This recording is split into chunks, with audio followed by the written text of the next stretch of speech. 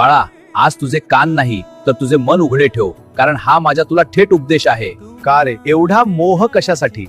जे तुझं आहे ते तुझ्यापासून कोणीच हिरावून घेऊ शकत नाही, आणि जे तुझं नाहीये ते तू कितीही ओरडून मागितलंस तरी तुला मिळणार नाही. माणूस म्हणून जन्माला आलास ना, मग माणुसकी जपायला शिक. कोणाचं मन दुखून मिळवलेलं सुख कधीच टिकत नसतं. दुसऱ्याच्या डोळ्यात पाणी आणून स्वतःच्या चेहऱ्यावर हसू आणण्याचा प्रयत्न करू नकोस. तुझ्या हातात फक्त कर्म आहे. तू उद्याची चिंता करतोस, पण ज्याने तुला आजचा दिवस दाखवलाय तो उद्याची सोय करणार नाही का? विश्वासाने टाकलेलं तुझं प्रत्येक पाऊल मी बघतोय.